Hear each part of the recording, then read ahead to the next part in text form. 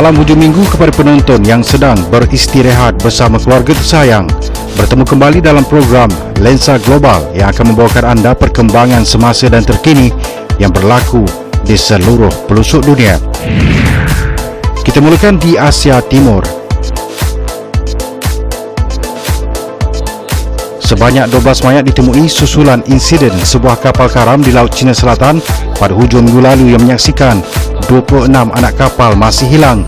Pengumuman itu dibuat beberapa hari selepas kapal kejuruteraan itu rosak teruk dan terputus dua di sebuah lokasi sekitar 296 km ke barat daya Hong Kong semasa ribut taufan melanda. Menurut Pusat Mencari dan Menyelamat Maritim Guangdong, pasukan penyelamat menemui 12 mayat disyaki mangsa yang lemas di kawasan sekitar 92 km dari lokasi kapal berkenaan tenggelam. Taufan Chaba terbentuk di bahagian tengah Laut Cina Selatan sebelum menuju ke daratan wilayah Guangdong, Selatan China. Pasukan penyelamat Hong Kong mendapat makluman mengenai kejadian itu pada 7.25 pagi Jumaat lalu dan menemui kapal itu berhampiran pusat taufan tersebut di mana keadaan cuaca buruk menjadikan operasi menyelamat sukar serta berbahaya. Sebanyak 7 pesawat, 246 bot dan 498 bot nelayan telah terlibat dalam operasi menyelamat.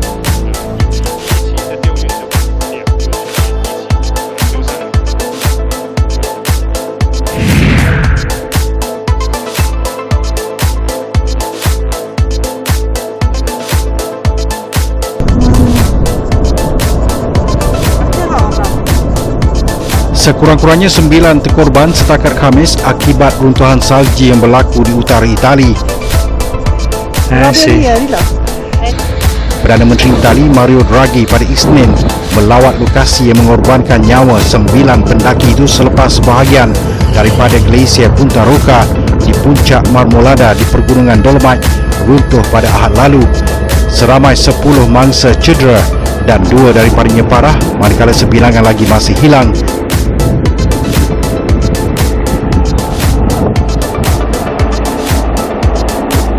Runtuhan bongkar ais, salji dan batu tersebut dicetuskan akibat glasier yang mencair.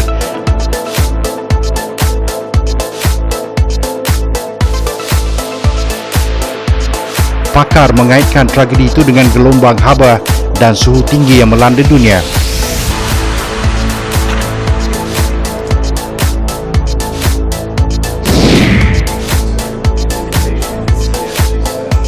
Holo Scenarios, aplikasi latihan terbaru berdasarkan senario pesakit holografik seakan hidup, sedang dibangunkan oleh Cambridge University Hospitals NHS Foundation Trust dengan kerjasama Universiti Cambridge dan syarikat teknologi berpengkalan di Los Angeles, Gixxer.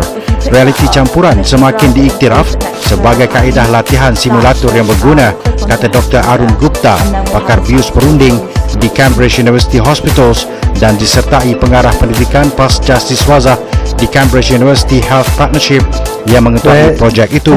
Simulation training for healthcare professionals to the next level, where we're using extended reality technology along with simulation scenarios to train and teach our next generation of the healthcare workforce in a more focused and amenable way, so that we can increase or improve the level of training and the standard of training, as well as widen the access to of training to more people.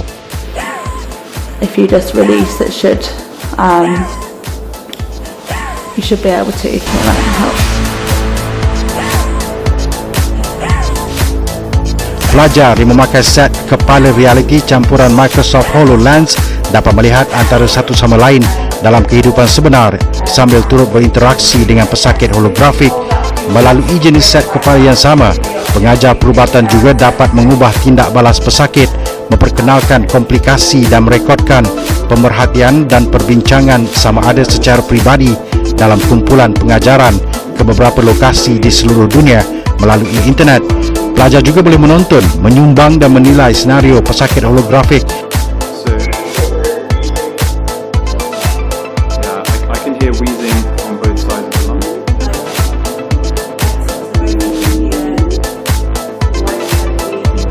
Ini bermakna pembelajaran mendalam yang benar untuk hidup, selamat untuk gagal boleh diakses, dihantar dan dikongsi di seluruh dunia dengan teknologi kini tersedia untuk lesen kepada institusi pembelajaran di mana-mana sahaja. Modul pertama menampilkan pesakit hologram dengan asma, diikuti oleh anafilaksis, embolisma pulmonari dan radang paru-paru.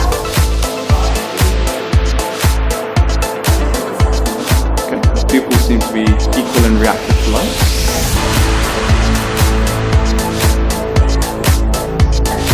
Teknologi baharu ini juga menyediakan latihan yang lebih fleksibel dan menjimatkan kos tanpa memerlukan sumber yang banyak.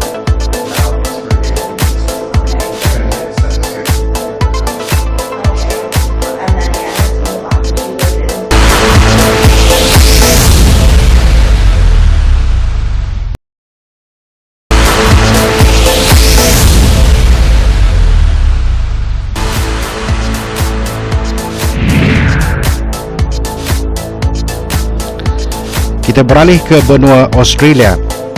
Ribut yang membadai beberapa kawasan di Sydney bersama hujan lebat selama 4 hari dikesan bergerak meninggalkan bandar itu berdasarkan imej satelit, namun beberapa sungai masih mencatat paras bahaya. Lebih 85,000 penduduk New South Wales dengan kebanyakannya di pinggir bandar Sydney diminta berpindah berbanding hanya 50,000 penduduk sebelumnya. Perdana Menteri Australia Anthony Albanese berkata keadaan semasa kekal berbahaya dan tindak sewajarnya perlu diambil. Beliau turut mengumumkan pemberian bantuan wang tunai bencana secara sekali bayar berjumlah $680 Amerika atau RM3,000 kepada penduduk yang terkesan banjir.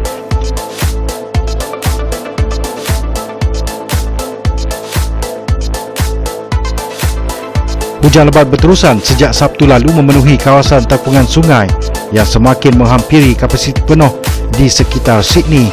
Pihak berkuasa memberi amaran bahawa krisis banjir kali ini mungkin berterusan hingga awal minggu depan.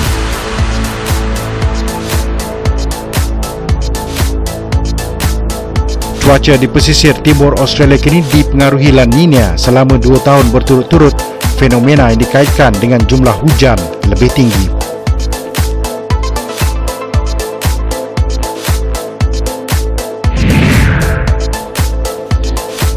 Seterusnya kita beralih ke berita dari Asia Barat. Seramai 1 juta jemaah haji seluruh dunia mula bergerak ke Mina bermula petang Khamis untuk melaksanakan wukuf yang dijadualkan berlangsung pada Jumaat.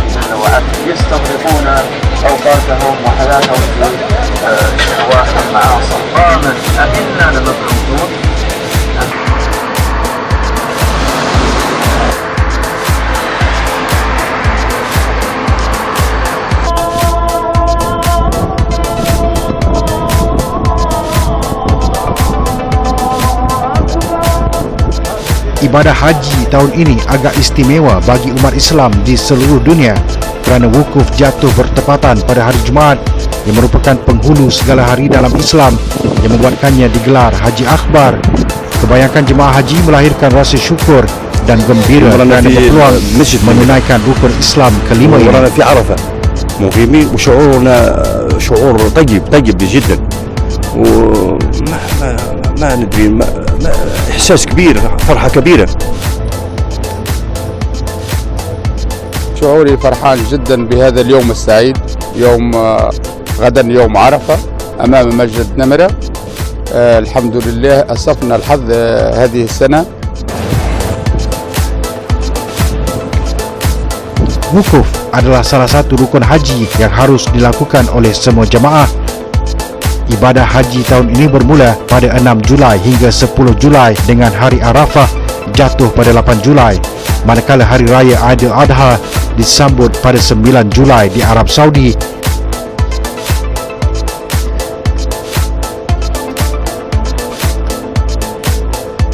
Jumlah jemaah haji pada kali ini merupakan yang terbesar selepas 2 tahun pandemik COVID-19 melanda, di mana hanya 60,000 jemaah sahaja dibenarkan oleh Arab Saudi pada tahun lepas.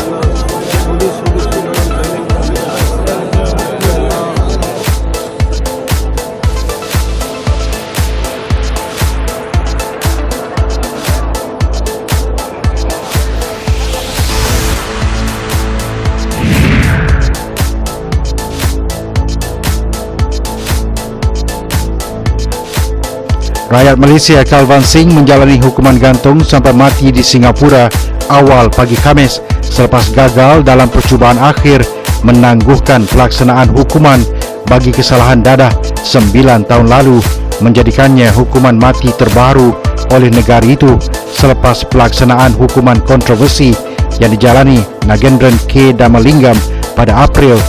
Mayat Kalvan dibawa pulang ke rumah keluarganya di Cameron Highlands, Pahang, di mana mendiang akan dikebumikan. Kalvan ditahan ketika berusia 23 tahun di Singapura pada 24 Oktober 2013 atas kesalahan menyelundup lebih 60 gram diamorfin ke Republik itu. Pada Rabu, dia memfailkan usul kepada Mahkamah Rayuan Singapura bagi menangguhkan pelaksanaan hukuman selain permohonan semakan terhadap sabitan dan hukumannya.